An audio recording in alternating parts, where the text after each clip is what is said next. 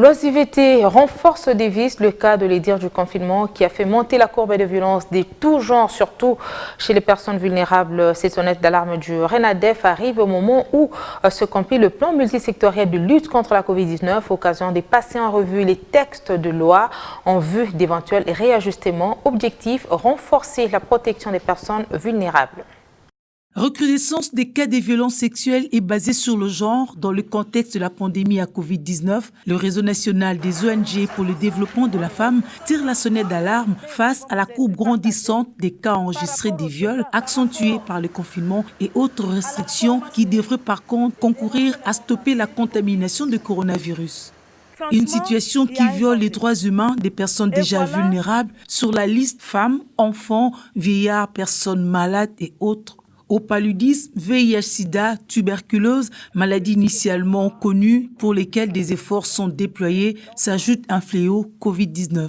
Il y a donc urgence et RENADEF prévient qu'il n'y aura pas réduction sans l'appropriation communautaire. Le gouvernement a sa part, mais la société civile a une grande part aussi.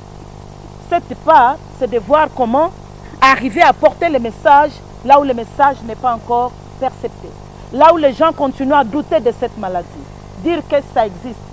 Voilà telle personne qui était avec nous, voilà telle personne qui travaille avec nous, n'est plus là. Là, ils vont comprendre. Et en ce moment-ci, on ne peut pas s'hasarder. Tu prends juste une personne qui ne vit pas dans un milieu, tu l'envoies pour aller sensibiliser, pour aller faire des choses, on va le lapider. Tout simplement parce qu'il n'y avait pas une sensibilisation pour faire accepter aux gens qu'il y a un problème dans la communauté. Et nous pensons que comme nous avons travaillé dans la lutte contre le VIH depuis des années, et aujourd'hui nous avons banalisé la lutte contre le sida, nous avons toutes les personnes impliquées qui travaillent. Nous avons les jeunes, nous avons les personnes vivant avec les maladies, nous avons les activistes, nous avons cette dynamique-là a fait en sorte que la communauté puisse minimiser la lutte contre le VIH. Je crois que les gens vont s'approprier la lutte contre ce Covid qui vient encore s'ajouter aux trois autres maladies qui étaient en train de tuer sérieusement. Les chiffres parlent et le Centre d'expertise en droits humains et criminologie en santé publique attire l'attention. Nous sommes en 2018, nous recevons 228 cas. En 2019, nous montons à 242. Mais regardez, le premier trimestre de 2020, nous sommes à 173 cas. Mais nous commençons les mesures prises par le gouvernement le 19 mars. La flèche monte. Et là, nous sommes à 173 cas. 173 cas au premier trimestre.